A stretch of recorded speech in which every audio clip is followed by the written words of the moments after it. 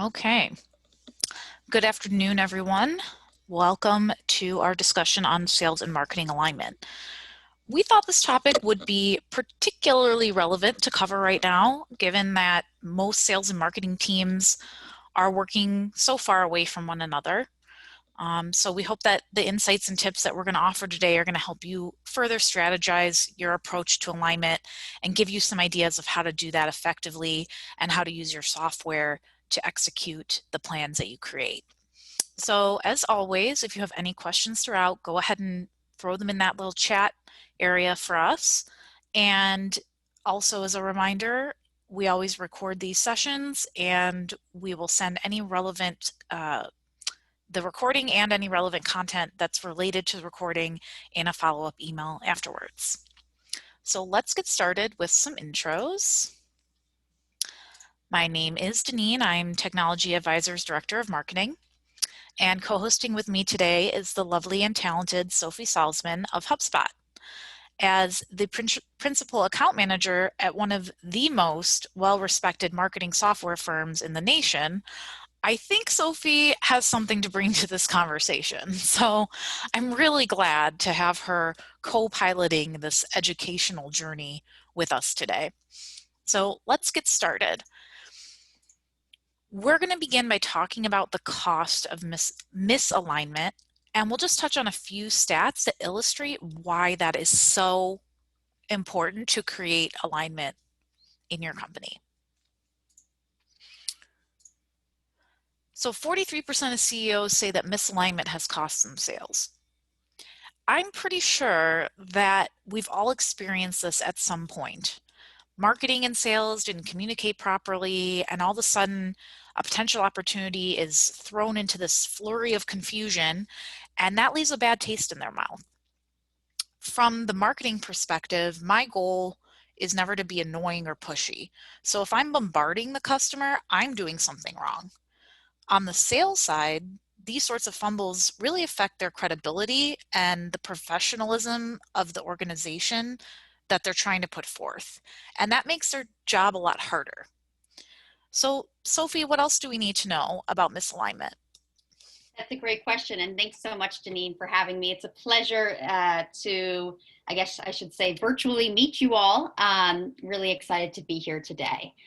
Speaking about one of my favorite topics, which again is this marketing and sales alignment. So if we go to the next page here, Deneen, or the next slide, I should say, you know, I want to take a step back here and say it's no wonder, right, that this stat that Deneen shared, that 43% of CEOs say that misalignment has cost them sales. It's no wonder that it's cost them sales. And that's because in one study that here at HubSpot that we held, it was found that decreased sales productivity and wasted marketing efforts due to misalignment in and of itself cost a whopping $1 trillion a year across many organizations. And the question becomes, okay, well, what contributes to this scary cost? And if you think about marketing and the goals of marketing, marketing's goals is really to generate leads for their sales organizations. But when they do that, an alarming 79% never convert to sales. And a lot of times this is due to a lack of nurturing and a lack of personalization. And then of the leads that do get passed to salespeople, 73% of them are never contacted by sales. So money, opportunities, revenue is being left on the table. And the opposite of that is the companies that do have good alignment, well, they see an enormous amount of growth. In fact, one of my favorite stats is those that have alignment that is working close 38% more deals than those who do not have alignment. So clearly we're able to see what happens when we don't have alignment. And now we will talk about what happens when we do have alignment. Deneen? Thank you. So the gist of what we're talking about is that misalignment is costing businesses. But the good news is that you can change that, right? So as Sophie mentioned, along with aligning marketing and sales, if you look at this top stat, that's really the one I want to focus on. Aligning marketing and sales can generate 208% more marketing revenue. That's crazy. But with that, also comes these higher customer retention rates, higher sales win rates, more deals closing, more revenue growth, aka snowball effect. So just by getting these sales and marketing teams to work together better, we're creating all those opportunities. But let's dive into, what does alignment really mean? What does that mean? And so Sophie's going to school us on that. Thanks, Deneen. So that's a good question. All right, these stats are very interesting. They're very telling. But if we don't really understand what sales and marketing alignment mean, kind of what's the point, right? And now all the facts truly do point to that sales and marketing alignment. Yeah, it's important. It improves the bottom line. It helps an organization grow. It brings in more sales. But if we don't, again, know what that means, that's a really good question that we need to ask and that we need to answer. So if we go to the next slide here, we're going to break that down for you. And generally speaking, people refer to sales and marketing alignment as something called Smarketing. Smarketing meaning sales plus marketing together, yes, in one word. And I laugh every time I say this. It's a very funny word. But Smarketing, essentially, is the result of a conscious decision for sales and marketing to work together, to set goals, to create agreements between both teams. So it's truly about working together as one team instead of two to achieve the company's revenue goals.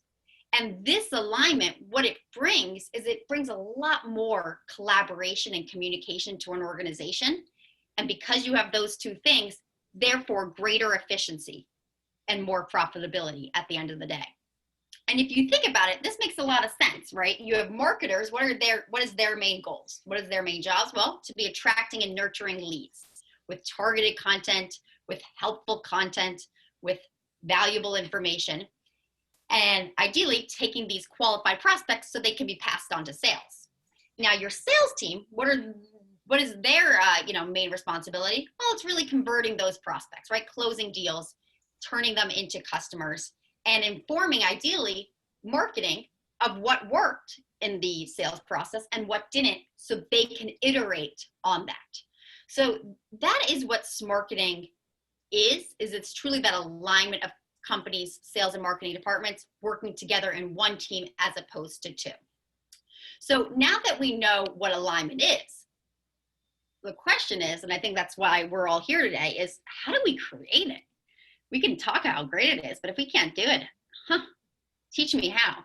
So that's a good question. And we've really broken it down. Deneen and I met several times before this webinar, and we've broken it down to 7 key steps. And we're going to walk you through all 7 of those. So let's jump right in, if you will. The first step is to find the gaps. And what do I mean when I say find the gaps? I mean figure out what's working and what's not, and where you are today. Now, every industry, every business model, every organization is different. So no one can tell you what your gaps are right this moment. But here are some of the questions you could be asking yourself now and or thinking about as you reflect on where you are today. Things like, how are our lead gen efforts performing currently? How qualified are the leads that we are getting? Are we satisfied as an organization with the quantity of leads? To that point, what's the ratio between the number of leads we're getting and the quality of those leads, that quantity versus quality question? How are we following up with these leads? Are we doing this in a personalized fashion that is timely? What is our lead to customer conversion rate? Do we even know this? How does it compare to last year, last quarter? Are we improving? Are we staying flat? Or worse, are we deteriorating? What content is the marketing team rolling out this month or quarter? What content are sales reps getting the most traction from? So now, once you evaluated where you are today objectively, both the marketing and the sales teams should be doing this objectively together, you will inevitably uncover another set of gaps, which revolved around your marketing and your sales teams and how they're working together and what each of them are accountable for. So for these types of questions, things like, are we focused on the same metrics? Are we speaking the same language from a content and sales enablement standpoint? If marketing and sales are not speaking that same language, there is some sort of disconnect, and that provides, or that I shouldn't say provides, that results in friction in the buyer's journey, in the experience that a prospect and customer has of your business. How often are you communicating with one another between marketing and sales? Are you guys sharing results, findings? And what does a lead even mean to marketing versus what does a lead mean to sales? If we don't have that same definition, we're going to be working off of totally different metrics and goals. So really digging in and finding the gaps of where you are today and then how marketing and sales are working together. The second step is now that you have the gaps and you're both the sales and the marketing teams know where things can be improved in your business, the fun really begins. So the next step is really going to be taking a seat and thinking about who is the best person from each department to designate as the department's spokesperson or the department's leader. So you're going to want to designate one person from sales and one person from marketing to really lead this alignment initiative. And this role can be assigned to either the head of each department or to a member of each department. But it's important to know that both individuals really should have the same authority within the organization to avoid one overruling the other. You wouldn't want to have the CMO as the leader for the marketing team and then, a sales rep as the leader for the sales team. That's not gonna work out nicely. So make sure to have both of them, having that same authority. And it's also really important to choose an individual that has exceptional communication skills, who can provide an objective viewpoint, and who has the ability to negotiate to make something work for both marketing and sales. And what assigning one person from each department does is it holds that person accountable for achieving that alignment. So the leader for sales is going to hold not only marketing accountable, but they're also going to hold everyone under the sales organization accountable. So that's just your really one main person. So that's the second step, is to really designate these leaders. Janine, you want to take it away for the third step? I do. So you've got, your gaps, you've got your leaders. Now it's time to start doing some of that grunt work. And that grunt work is about how we're going to break this down and decide who's responsible for what. This GIF or GIF, guys, I'm never going to get that right. I literally don't know. Is it GIF or GIF? No idea. He looks about as confused as most teams probably are on what's defining a lead stage and lifecycle stage. What defines a sales ready lead? And the key text that I want you to focus on here is together. Defining what a sales ready lead is, what does that mean to us together? Defining SLAs, we'll dive into that a little bit later, and collaborating on inbound content. So all of these areas are helping us further narrow down what these leaders should be focusing on and who's responsible for each aspect of it. They're adopting a similar mindset and a mutual understanding of what they need to prioritize. So we're going to go through each of these real quick.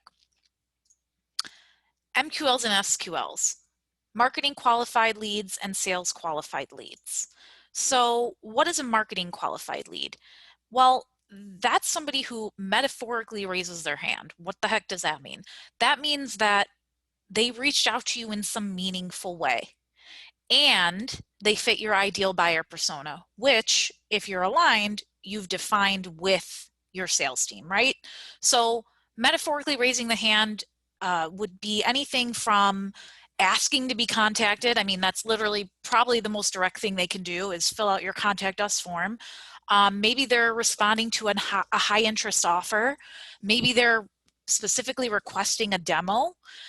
Whatever you define as those MQL criteria of engagement, that's creating that definition for you.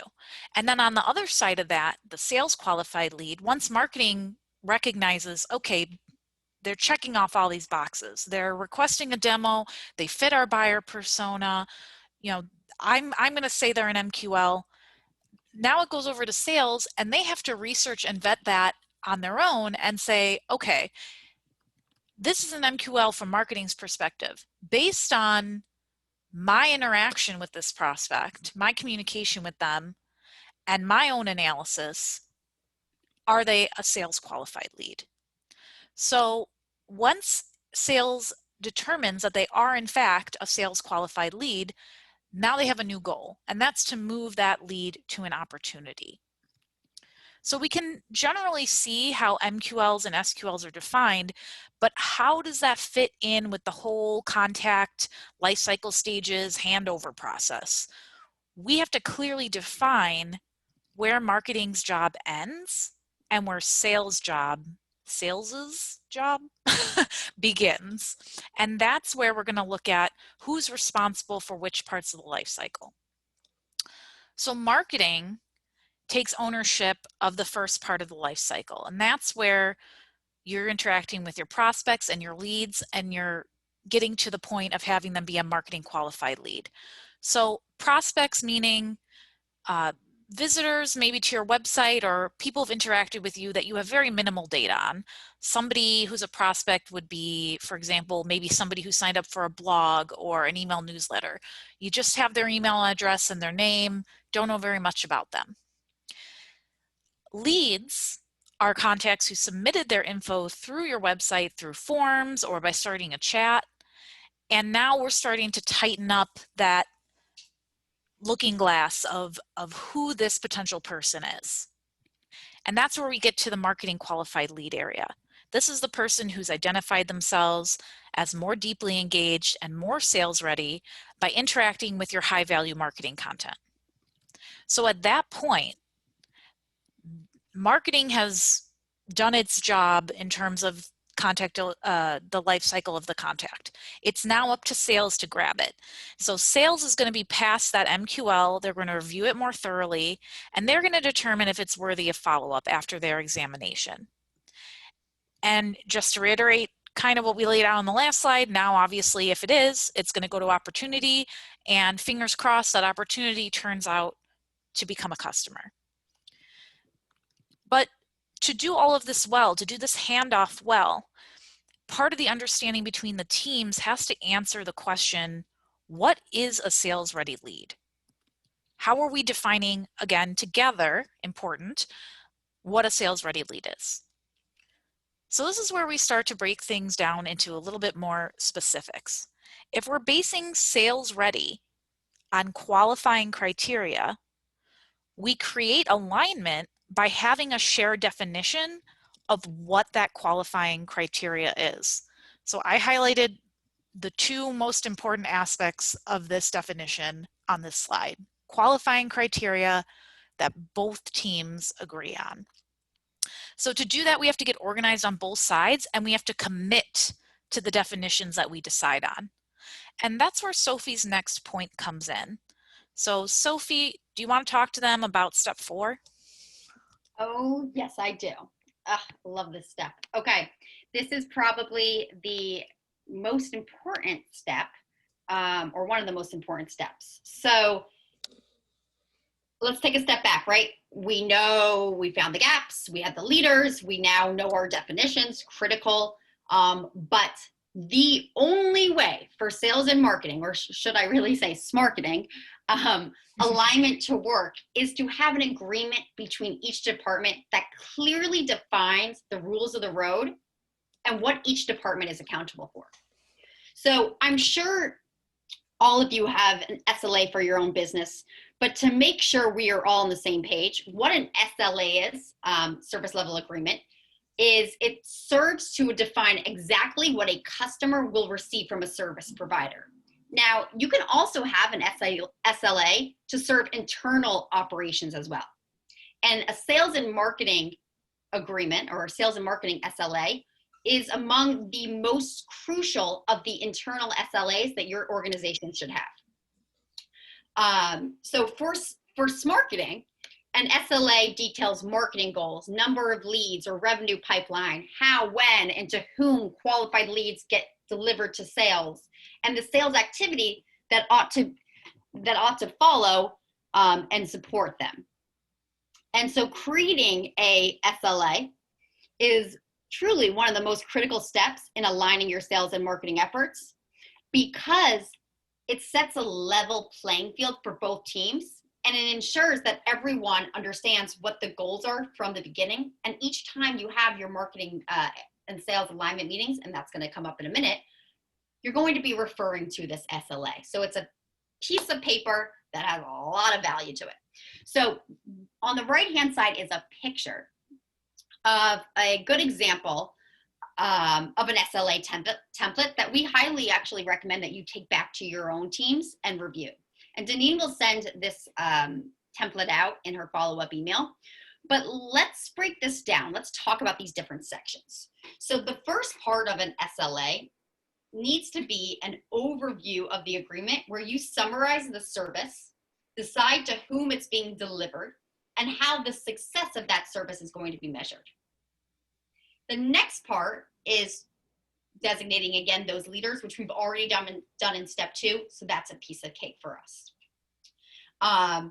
The third part is really going to be setting the goals for both teams, while making sure that when marketing hits its goals, sales can reach its goals, and vice versa. So some examples of a good goal. Thinking about, for marketing, a traffic goal, a lead goal, an MQL goal. For marketing, for sales, maybe it's, the number of opportunities. So having a deal goal, a demo goal, maybe an initial conversation or an exploratory goal, a revenue goal.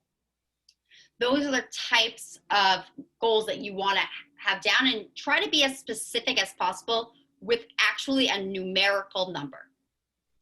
That is what's going to hold you guys accountable.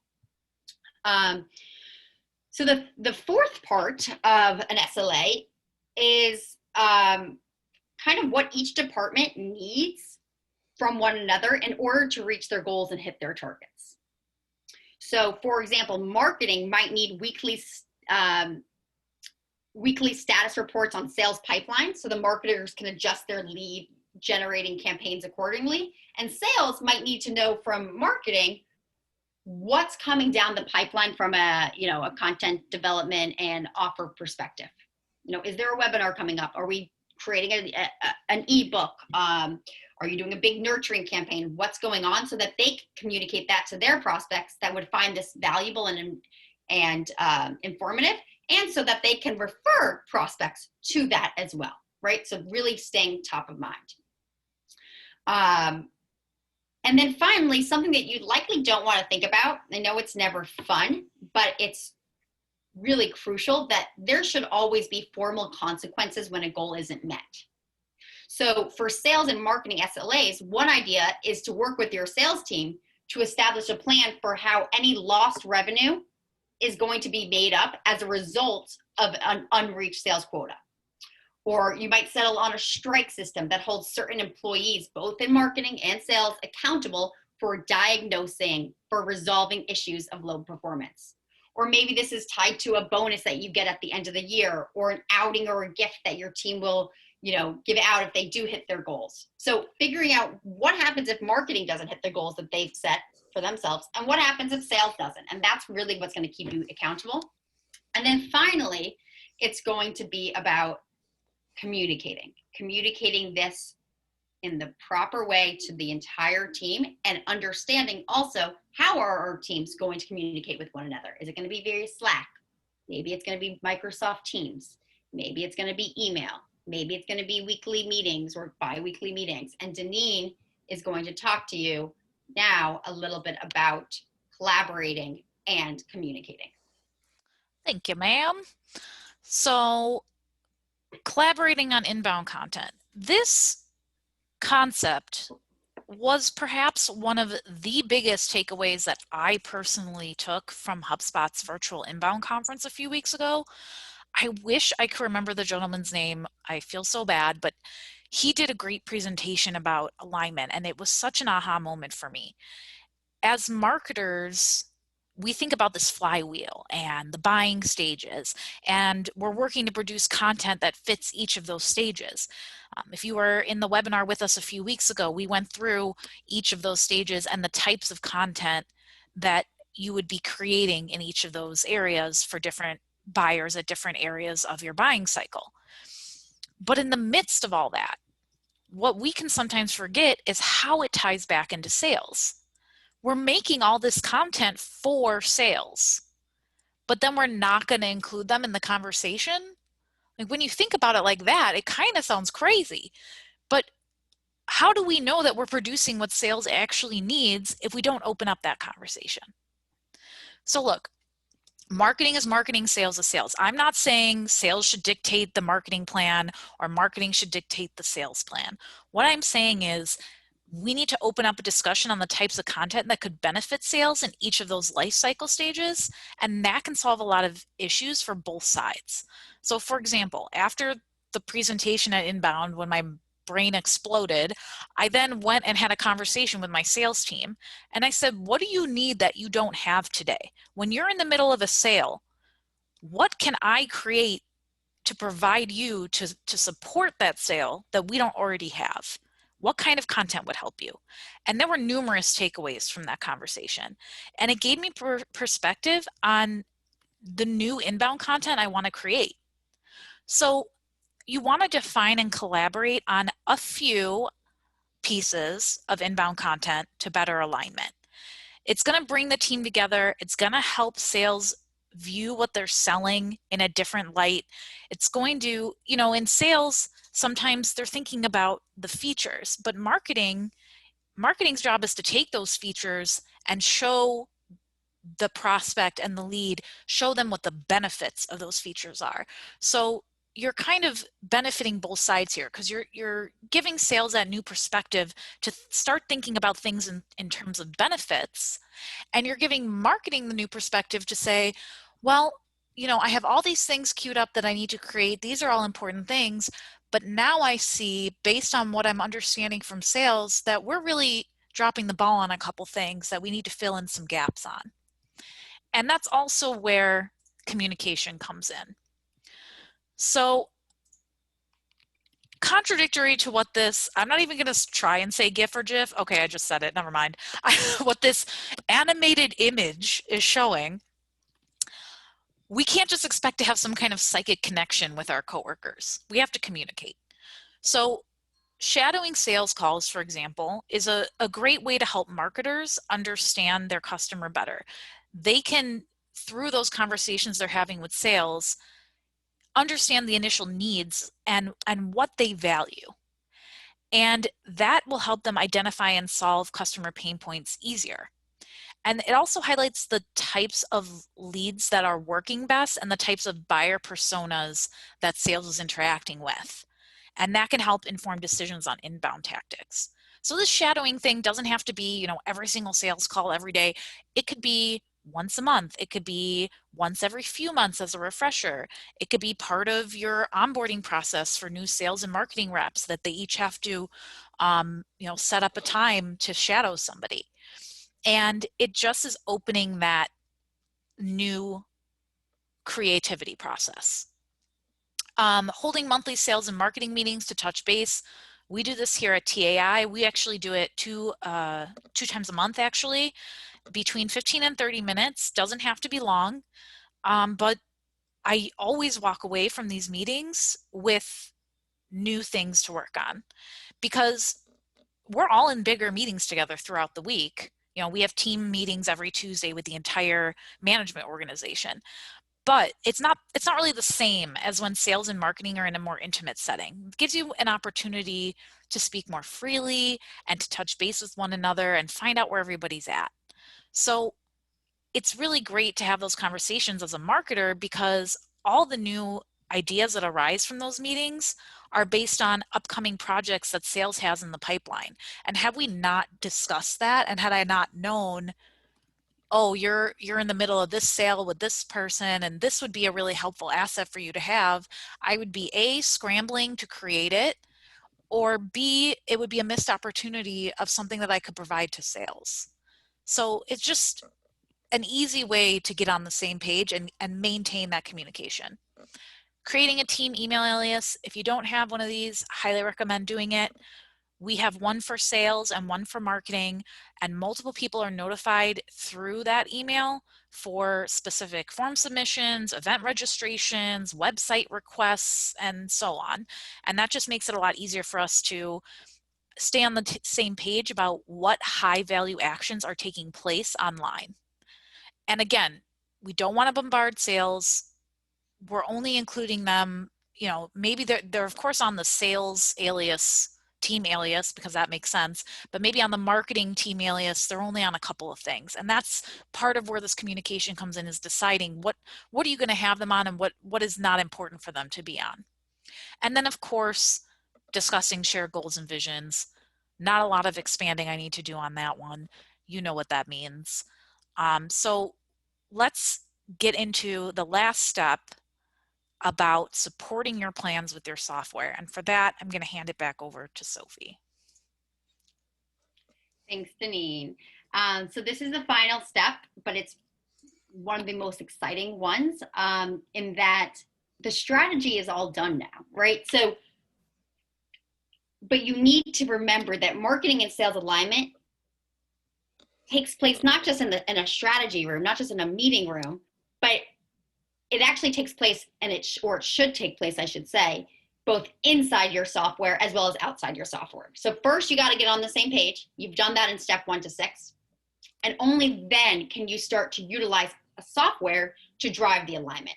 Now, most companies, and nod your head, even though I can't see your heads, but nod your head if you can say the following, that your company has many different technologies in place, and many more technologies than they likely need in place, that aren't connected with one another.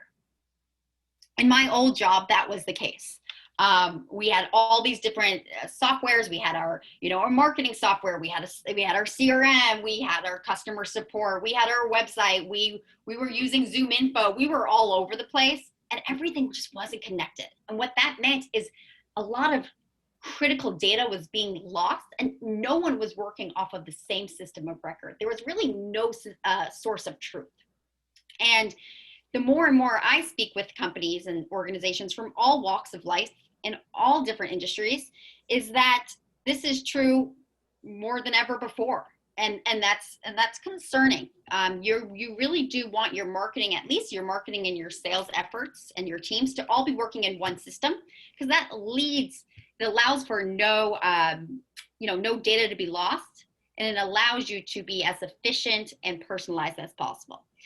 So, there are significant benefits to having these systems connected, including being able to track and report on every step in the marketing and sales cycle, so that you can understand what is working, what is not.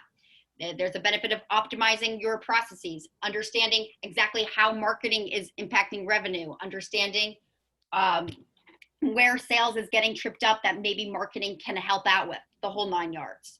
So there's software out there that can actually make all this so much easier. And we're going to talk through a few different software tips that you can go back, hopefully, to your organization and try to figure out, and or see if technology advisors potentially can help you do that.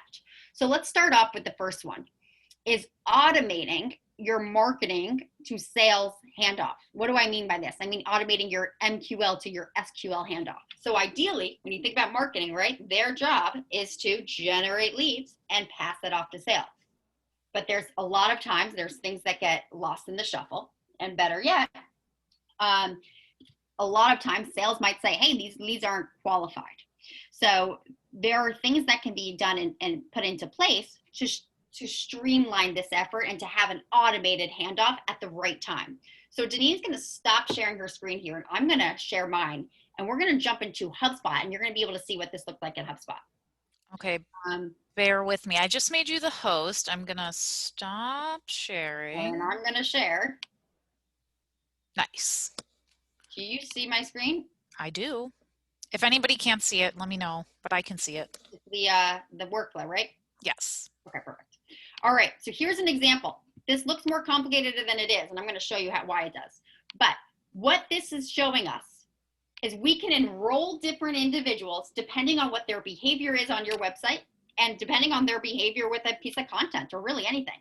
So I'm saying to myself, for this example of a workflow or an automation that takes a marketing lead and passes them off to sales in a really seamless fashion, I'm going to say anyone who has filled out the contact us page on my website and they viewed one of our pricing pages on my website. Maybe I have different services and I have different pricing, whatever it might be. So as soon as someone has done both of those two things, automatically in my CRM, it's going to change the life cycle stage of this individual from being maybe a subscriber or being nothing, right, to actually being a marketing qualified lead, meaning they're trying to get in touch with us. They're looking at our pricing page. Now let's qualify them a little more. So once that happens, we can then send it automatically an internal email notification to your sales team using that email alias that Deneen mentioned, saying alert, right? We got a pricing page view. Then maybe what we do is we rotate this lead across the sales team so that Sophie, for example, is not the only one that gets all these leads that are coming in, but Deneen and Megan and Bob and Joe and Kristen also do. So it does a round robin. And all your sales folks are anyways in this system because they're using this ideally as their CRM. Then what you do is you send a meeting to this lead, says, hey, notice that you stopped by, looked at the contact us page. Love to learn a little bit more about you. Here, let's set up a meeting. So they get that email pretty much right after they do this, if you want. And then we delay for 3 days. We say, all right, have they opened the email? Have they responded? What have they done? And we can set up an if-then branch to say, all right, if they've opened the email and if a meeting is booked on the sales rep's calendar, for example, then let's do this. And if they haven't booked a meeting, then let's continue sending them down on a marketing nurturing campaign. So we could say, all right, meeting is booked. Yes, great. Well, now it's not just a marketing qualified lead, it's a sales qualified lead. They're about to be talking to the sales rep.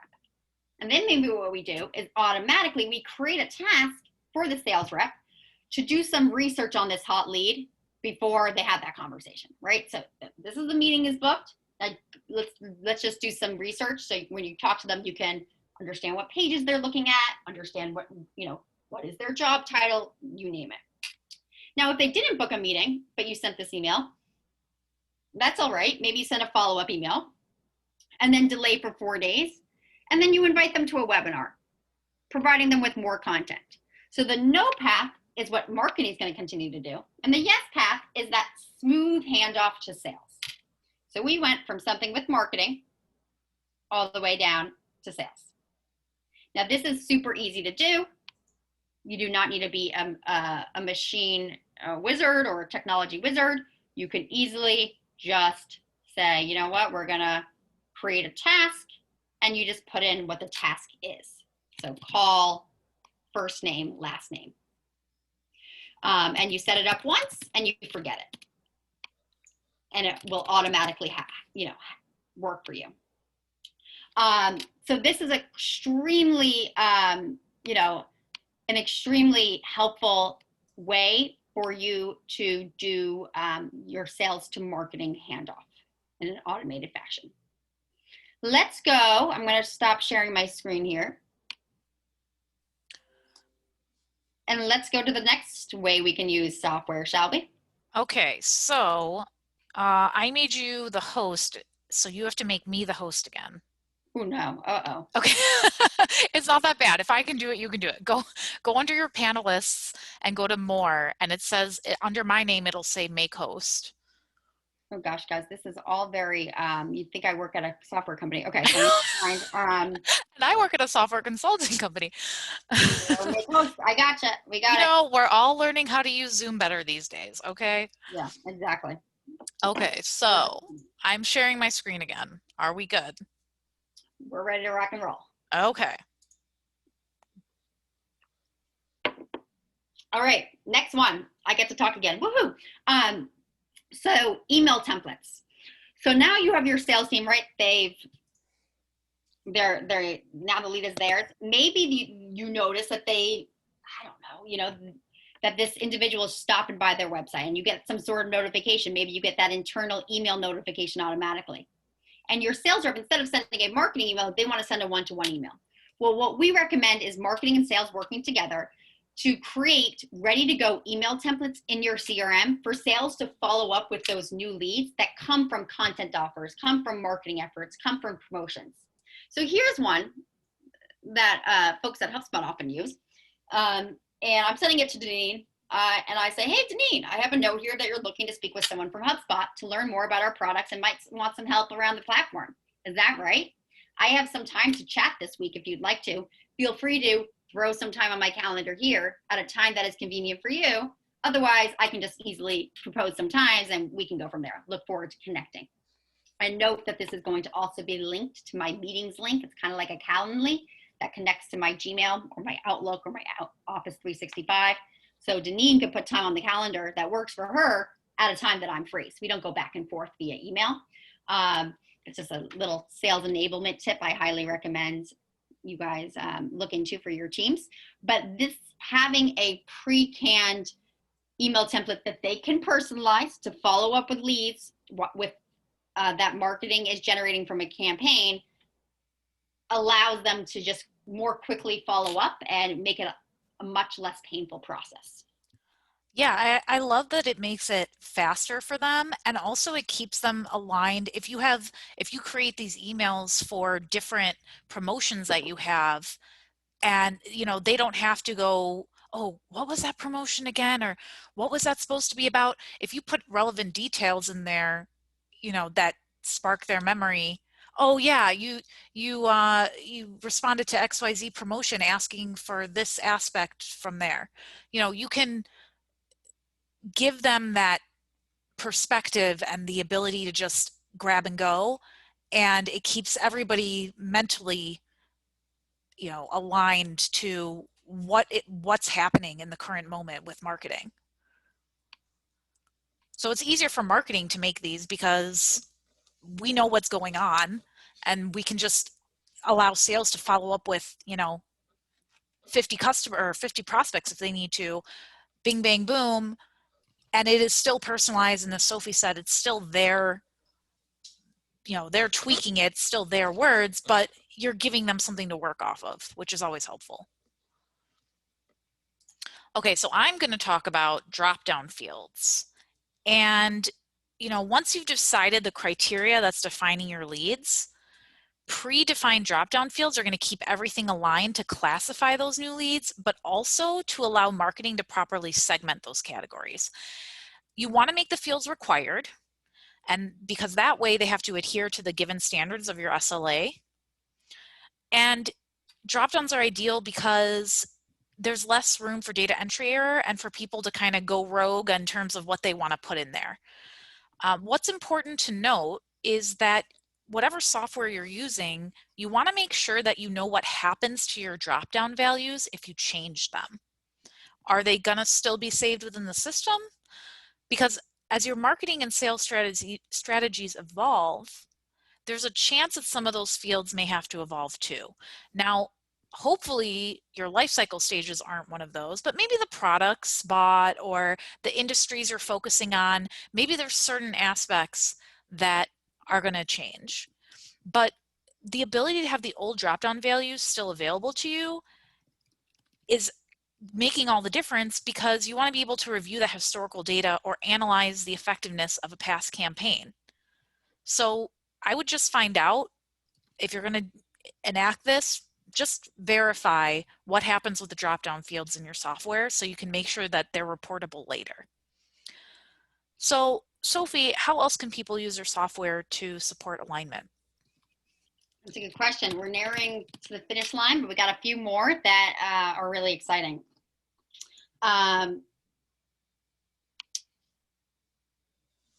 So let's dive right in. Is lead scores who has heard of lead scores? I'm sure it all has come up at one time, but What lead scoring is, just to give you some different definition, it's the process of assigning values, often in the form of numerical points, to each lead you generate for the business. And the purpose of lead scoring is it helps sales and marketing teams prioritize leads, respond to them appropriately, and increase the rate at which those leads become customers. So lead scoring is really critical for marketing to be able to deliver truly qualified leads to sales. And the only way to develop these lead scores is for both marketing and sales to be in the same room when you're coming up with these lead scores. So when you think about how do we even figure out what attributes to give to someone who will get a high score versus a low score, you should really think about a couple of different buckets. So one idea is any professional information that they've submitted to you via a form or said to you on a phone, that could be interesting. How they've engaged with your website and brand across the internet. Maybe their social engagement and email engagement. Maybe you could even do something called spam detection, whereby if someone were to fill out your form where it says company name in all caps, and their first name and their last name though are not capitalized, you could probably think to yourself that maybe this is spam. So let's give them a lower score. So really thinking about the demographic information, online behavior, and company information. And then there's two buckets. You got your positive attributes and your negative attributes. So for a positive attribute, maybe something like the contact less than 2 days ago clicked on one of your social media posts. Maybe let's give them a positive 10 if that's the case. If the contact is with a company that has an annual revenue over $1 million, well, that's going to be a plus 10 because great, they have the budget that we're looking for. Another one could be job title. If their job title is CEO, CFO, CTO, or you name it, let's give them a plus 20. Now, a negative attribute, let's keep on the job title route, is if the job title of someone is an analyst, maybe we are going to give them a negative 15, right? Analysts aren't the decision makers. We rather our sales team focus on high quality leads from people that have the revenue, that are engaged with our content, and that have the right job titles. You can also have a score for anyone who has less than a certain amount of funding. If you're looking at, targeting startups and things along those lines. Or when was the last time, if they've never ordered anything from you before, never viewed your website ever before, give them a negative 1. So you can really decide what are the attributes that we want to assign to really high quality leads. Let's put them as a plus a certain number, those positive attributes, and anything that would lead to a lead not really being a good fit, let's give them a negative numerical value and a negative attribute. So to sit down with your sales team and your marketing team, this should be in one of the meetings that you have to discuss this lead score. And then what you should be able to do is you should be able to automatically nurture quality leads and then alert sales team or alert sales to increase this lead to customer conversion rate. You could do that in a workflow like we showed earlier. That would be one way to do this. So lead scoring is a highly critical and important way for marketing and sales to ensure that sales is getting quality leads, not just quantity. So these, we just talked about some automation. We talked about some email templates. We talked about CRM Dropdown Fields. We talked about lead scoring. What about reporting? And that's where we're going to end today. So if you take a step back, you want to think about your whole business and the customer journey that someone takes. And what you ideally should be looking for in a software or in any tool that you're identifying and you're utilizing is, does that give me closed loop reporting so I can understand where my marketing efforts are working and where they are not working, and I can understand how many customers are coming from each of those marketing efforts.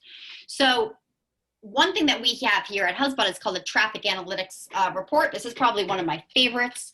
And what it does is it gives you insight into your sales and marketing alignment by analyzing which traffic sources are converting sessions to leads and leads to customers. So you see here that marketing is doing a lot of different ways they're generating leads for us, right? And helping us get found online. Paid search, organic search, social media, direct traffic, referrals, paid social, email marketing. And then the second column we're seeing is sessions. These are the number of sessions that have resulted from the source, right? From these different tactics. Now, you can get all the sessions you want on your website, but if it's not leading to new contacts that you can then nurture and pass off to sales, ideally, what's the point, right? So you really need to be looking at not just how many sessions we're getting in views, what is that conversion rate, session to a lead conversion rate? And we can see that in the third column. So while paid search might have the highest number of sessions, it's actually not all that different from email marketing. It's the same conversion rate. So why are we spending so much money there? But let's take it a step further. It's not just about getting all these leads. That's the quantity question. We actually really want to be thinking about the quality of these leads. How many of those contacts are actually becoming customers? So let's take it one step further and let's look at 1, 2, 3, 4, the fifth column here. And then this fifth column, we're saying, all right, paid search is bringing 2.25% of leads to customer conversion rate. Now, I wonder what is bringing the most customers, where we're getting the highest conversion rate. And I scroll down and I see, holy cow, our direct traffic, our SEO, our content strategy is leading to 5.46%. That's more than double what paid search is doing. So why am I spending so much time and so much money on paid search when actually direct traffic, it might not bring us the most sessions, but it's bringing us the most quality contacts, and that's leading to the most customers. So this allows you to understand the big picture to make sure that your marketing and your sales is aligned, and to ensure that you can make strategic and streamlined business decisions on where to allocate resources, time, and dollars to optimize ROI. Now, this is great. This is awesome. But what if I said, guess what it doesn't have? It doesn't have revenue in here. And remember in the SLA that we said that, hey, one of the goals should probably be for the sales team is how much revenue you're bringing in? Well, we have a report for that too. So on our final way you can utilize software, let's take this traffic and website analytics attribution report that we just saw on the previous slide one step further.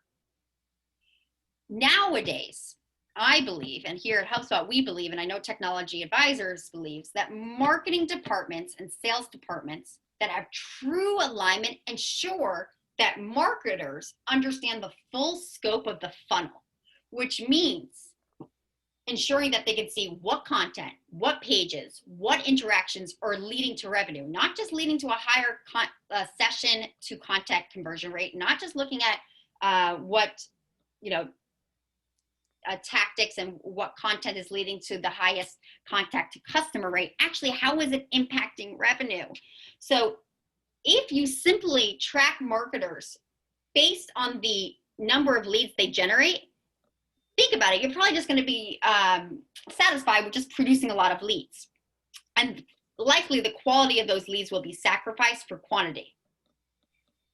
But having a report like the multi-touch revenue attribution reporting, what it shows you is it ensures, A, that marketing gets credit for the business they drive. B, it ensures that the sales team knows what pieces of content and interactions are leading to closed-won deals. And C, it ensures that everyone is on the same page, because now we can see, holy cow, my website page is driving X amount of revenue versus this one call that my sales team had led to this, and this blog post contributed to $20 million. So we're able to really take all of that information and have it in one place.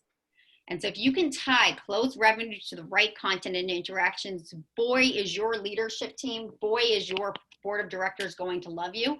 And a report like this and a report like the other one, those are going to be critical in order to ensure that you're having this true sales and marketing alignment. And they're going to highlight also where the gaps are for you. And that's how you're going to get, the most sound and the most incredible sales and marketing alignment to surge your business forward. That's awesome, Sophie. Thank you so much. Just a couple other things to wrap up.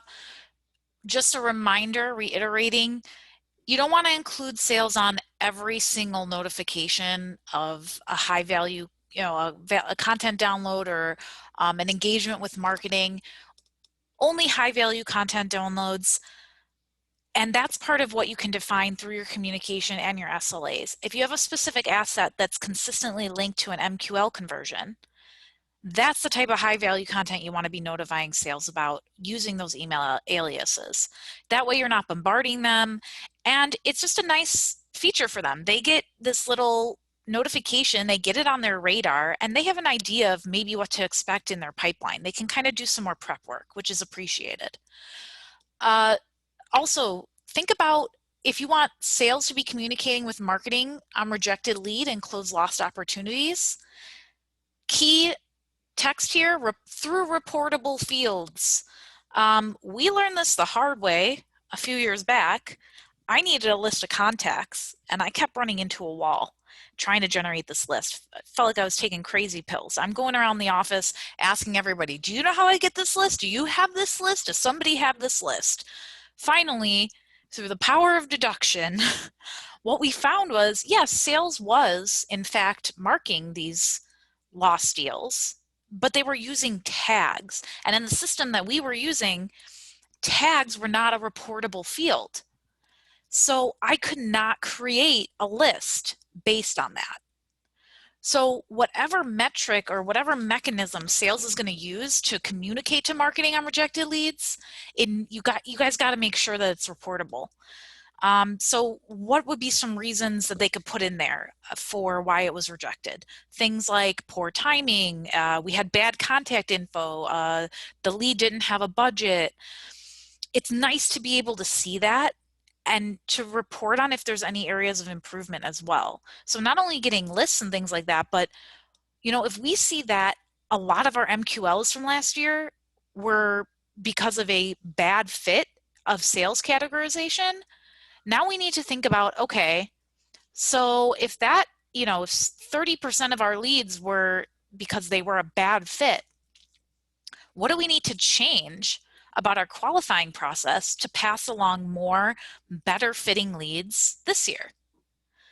And then just to reiterate Sophie's point about integration, transparency, communication, collaboration, visibility, all those things encourage alignment.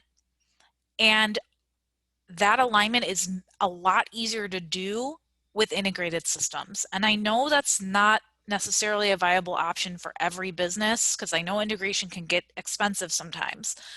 But if you're using a system, HubSpot's a great example. A lot of systems have kind of these build-on components or different aspects of the system. So HubSpot is known for their marketing, but they also have a CRM. So if your team was using their CRM in their marketing, you're already connected in that way.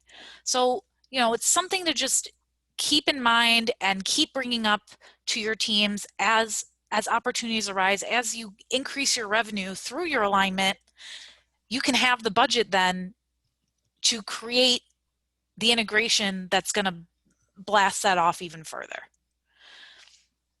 So we talked about a lot of stuff today. We're right at the top of the hour. If you're looking for some feedback on your sales and marketing alignment, contact us. We're happy to discuss your obstacles, see if there's a way we can help, and at least, in the very least, give you some tips based on your specific process and business. If you're looking to get started with HubSpot for this, we can help you there too.